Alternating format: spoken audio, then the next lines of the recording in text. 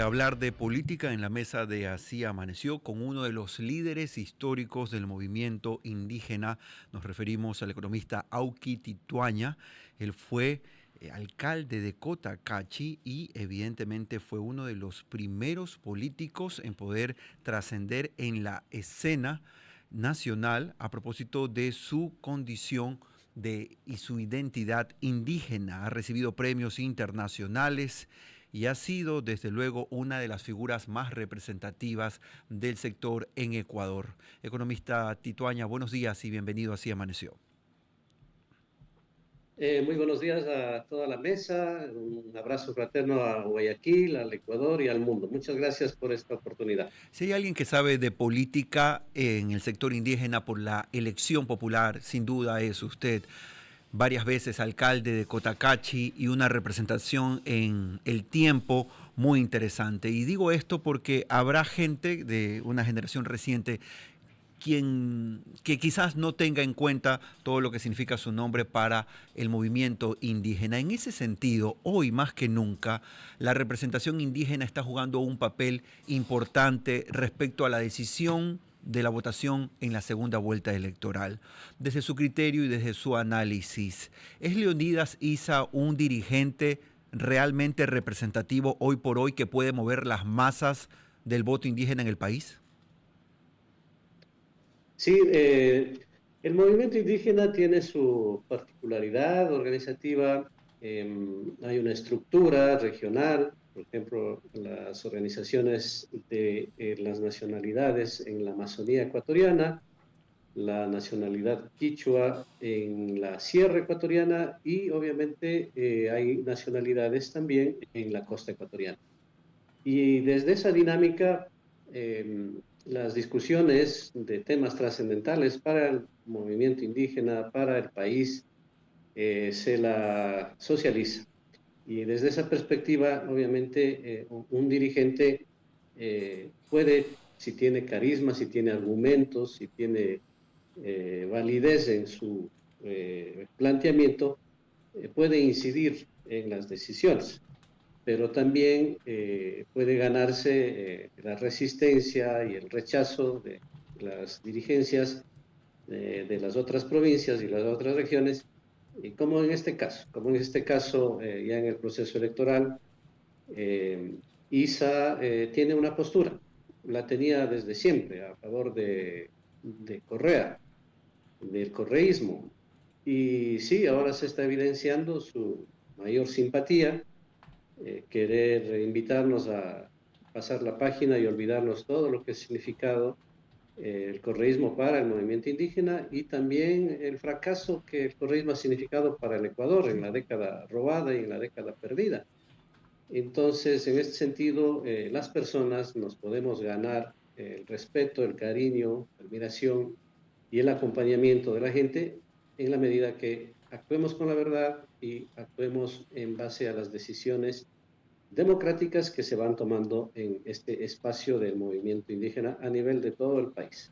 Economista Tituaña, entonces, para hablar mucho más claro, esos 500.000 votos cerrados que obtuvo Leonidas Issa en la primera vuelta electoral no están endosados y, por lo que usted dice, evidentemente en una muy buena porción hacia lo que pueda decidirse, que todo apunta a que es un apoyo a la Revolución Ciudadana y a la candidata Luisa González. Esa orientación la está dando Leonidas Issa con los allegados y seguidores solamente. La provincia de Chimborazo y otras provincias, la región amazónica, está orientándose por no solamente el no al correísmo, sino el apoyo a Daniel Noboa. Otros están debatiendo el voto nulo. Entonces, no es endosable, definitivamente. Además, esos 500.000 votos no son solo indígenas, también tiene votos de sectores populares.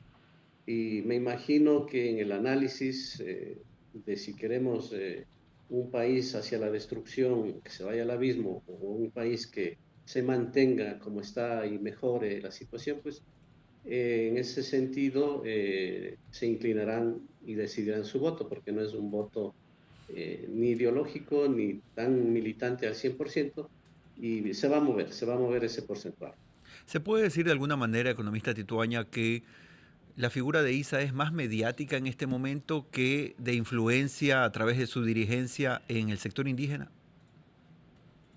Efectivamente, porque él se contradice cuando desde sus primeras declaraciones, al conocer los resultados, decía, eh, no vamos a endosar el voto, pero no vamos a conversar con Daniel Noboa. Entonces él ya estaba anunciando su simpatía por el correísmo y solamente los días han permitido ya confirmar este tema y además no se está respetando los canales democráticos, actúan al propio estilo de la personalidad que admiran y mandan expulsando de una reunión en la que con todo derecho estaba el dirigente y la dirigencia de Chimborazo, por ejemplo. Y en ese sentido, pues se está alejando más de las bases y pienso que las bases y los dirigentes históricos que han luchado mucho contra los diferentes gobiernos por un país plurinacional y que han sido perseguidos, encarcelados, enjuiciados y muchos asesinados también, no están de acuerdo con este estilo de cercanía hacia personalidades populistas que anuncian sistemas que no han funcionado, el falso socialismo del siglo XXI. Entonces, en ese sentido, se van aislando, se van quedando solos y eso es una decisión que ahora que tienen el mando, pues lo pueden decidir, utilizar a la organización, pero desde las bases están discutiéndose otros temas y en la expectativa de que el país pueda seguir trabajando en libertad, con democracia, construir esa democracia que tanta falta nos hace y obviamente dictar políticas de Estado que puedan beneficiarnos a todos los ecuatorianos. El economista Auqui Tituaña, exalcalde de Cotacachi y uno de los líderes históricos del movimiento indígena, está con nosotros ahora mismo en la mesa de Así Amaneció. Economista Tituaña, hay memoria en los líderes del movimiento indígena y por eso la forma de rechazar la postulación de Luisa González y de la llegada del correísmo nuevamente al poder. Sí, efectivamente, hay memoria y la mía en principal, yo quiero subrayar ahora en esta entrevista también. Mi postura siempre fue anticorreísta. Conocí a un político que emergía de la nada, de la comodidad de la academia de la Universidad de San Francisco y se hizo ministro de Economía y Finanzas y luego empezó a aparecer como un actor político y en sus primeras declaraciones él expresaba racismo, racismo puro y duro. Cuando planteaban, por ejemplo, una fórmula de Auqui Tituaña presidente, Rafael Correa vicepresidente, él decía, mi raza no me da para ser segundón de nadie. Y también se ha confirmado este tema de su racismo cuando el mismo hermano, el ingeniero Fabricio Correa, relata en una de las entrevistas que hace que cuando estaba por Zumbagua haciendo sus prácticas profesionales, recién graduado de economista, él le llamó a decir, hermano, yo ya sé la solución para los indígenas, que era exterminarlos, ¿no? Entonces, se evidenciaba que esa improvisación política obviamente nos iba a llevar a una crisis profunda de la democracia, de algo tan elemental como es los derechos humanos y tener toda esta complicación social y económica que estamos viviendo en el Ecuador. En este sentido, yo siempre fui anticorreísta, sigo siendo coherente con este tema, pienso que el Ecuador merece liderazgos distintos, inteligentes, responsables y que podamos contribuir a la construcción de ese Ecuador plurinacional grande que está relegado en muchos ejes con los vecinos de Perú, de Ecuador, de Colombia y más con otros países del mundo. Entonces, Ecuador tiene todo por hacer la riqueza de esta plurinacionalidad, pero lamentablemente la política, los políticos, los politiqueros han afectado tanto al país. Pero no perdamos las esperanzas y pienso que este debate interno, este análisis interno que se está haciendo, al menos en la Sierra Ecuatoriana, pueda despejar un poco el camino y tener los resultados que pudiéramos esperar el 13 de abril en la segunda vuelta electoral. Veremos a líderes del movimiento indígena como usted, como Lourdes Tibán y como otros también representativos que han dado su muestra de sorpresa ante las acciones de Leonidas Issa, apoyar decididamente la candidatura de Daniel Noboa, o veremos un discurso un poco más dado hacia la elección de lo que cada miembro de cada comunidad indígena pueda decidir. Sí, definitivamente se tiene que respetar. Y eso no necesariamente significa división, ¿no? Más bien véanlo desde el lado del pluralismo democrático. O sea, aquí no hay caudillos que impongan o dueños de la organización con chequeras que desde arriba dispongan el voto, el apoyo a alguna persona. No.